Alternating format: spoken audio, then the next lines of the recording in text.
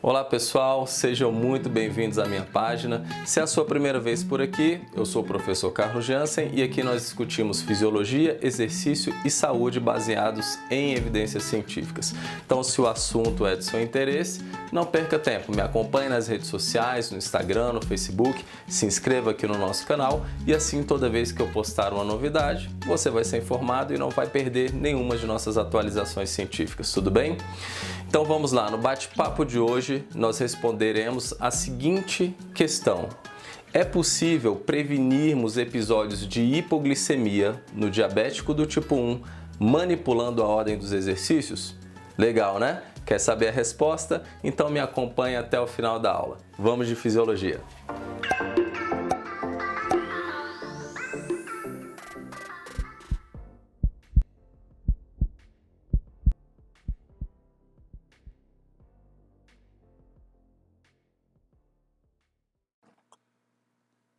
Muito bem, pessoal. Então vamos lá. Hipoglicemia no diabético tipo 1. Musculação antes ou depois do aeróbio?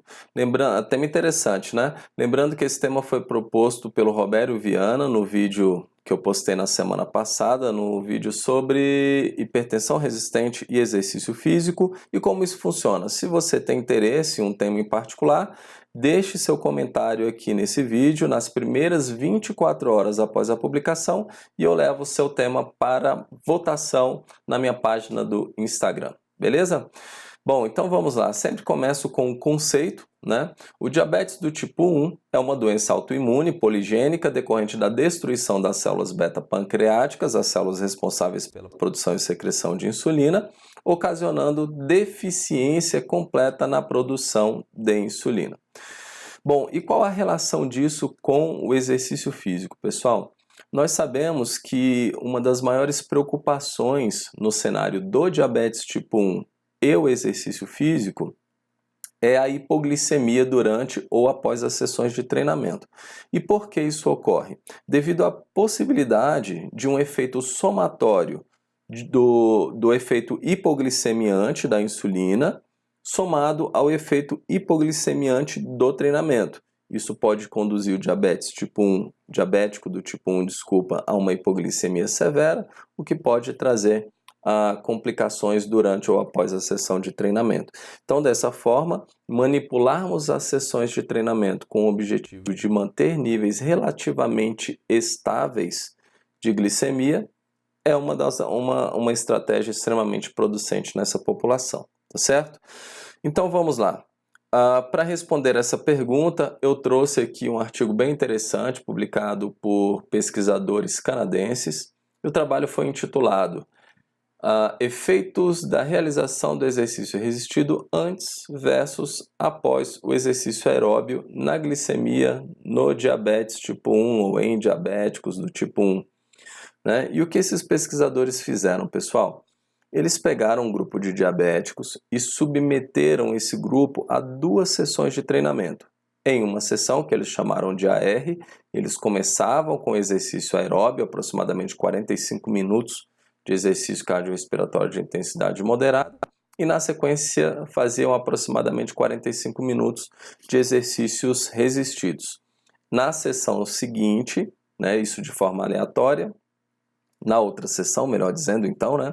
Na outra sessão, eles começavam com o exercício resistido e na sequência faziam o exercício aeróbio. E então eles monitoravam a glicemia antes das sessões de treinamento, durante as sessões de treinamento, 60 minutos após a sessão de treinamento de forma fracionada e depois faziam uma análise contínua da glicemia por um período de 24 horas pós-exercício. E o que esses pesquisadores descobriram?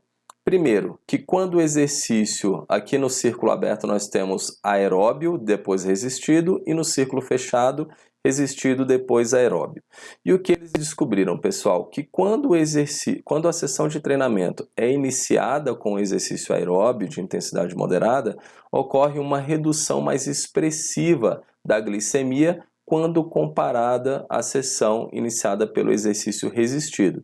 Então, nessa primeira fase aqui, né, resumindo, nós temos um efeito hipoglicemiante mais severo no aeróbio, quando comparado à sessão iniciada pelo resistido. Depois eles trocavam. Esse grupo que começou com resistido fazia o aeróbio e o que começou com aeróbio passava para o resistido. Ainda assim, durante a maior parte da sessão de treinamento, o grupo que começou com o aeróbio apresentava níveis glicêmicos mais baixos quando comparados ao grupo que começou com o resistido. Então, de uma forma geral, começar pelo aeróbio parece gerar um efeito mais hipoglicemiante tanto durante a sessão do exercício aeróbio quanto durante a fase do exercício resistido. No período de recuperação, nos primeiros 60 minutos, houve uma tendência aqui ao aumento da glicemia no grupo que começou no aeróbio, o que não ocorreu com o grupo que iniciou com o exercício resistido. Então, nesse momento, você pode dizer, Jansen, então, começar com o aeróbio pode gerar um efeito hipoglicemiante mais severo durante a sessão, mas no período pós-exercício pode ser producente. Não, não é uma verdade. Por quê? Nesse gráfico aqui foi observado, aqui na linha pontilhada nós temos aeróbio depois resistido e na linha fechada resistido e depois aeróbio. Nós podemos observar uma tendência a uma hipoglicemia durante o período noturno, uma hipoglicemia mais acentuada no grupo aeróbio mais resistido quando comparamos resistido mais aeróbio. Trazendo aqui essas informações nessa tabela, eu chamo a atenção para essas duas variáveis aqui, que é a duração da hipoglicemia e a severidade da hipoglicemia. Então aqui nós tivemos uma duração de aproximadamente 105 minutos de eventos hipoglicêmicos contra 48 minutos no grupo que fez resistido e depois aeróbio. Diferença que não foi estatisticamente significativa, mas isso talvez seja apenas um reflexo do tamanho da amostra, que é muito limitado, e, consequentemente, isso acompanha um baixo poder estatístico, ou seja, a chance de encontrar diferença, de uma forma geral, ela reduz. Então, estatisticamente não é significante, mas eu considero isso aqui clinicamente relevante. Aí vai de cada um de vocês aí que está fazendo essa interpretação. E o mesmo eu considero aqui para a severidade da hipoglicemia. Então, 110 milimols por minuto aqui no grupo aeróbio mais resistido, contra 59 no grupo resistido mais aeróbio. E o que os autores trazem para a gente aí de conclusão, então?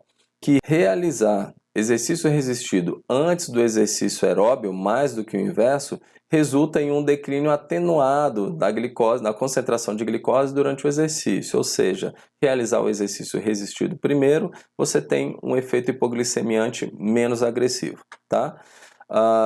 Você também tem menores eventos hipoglicêmicos induzidos pelo exercício e uma menor necessidade de suplementação com carboidrato.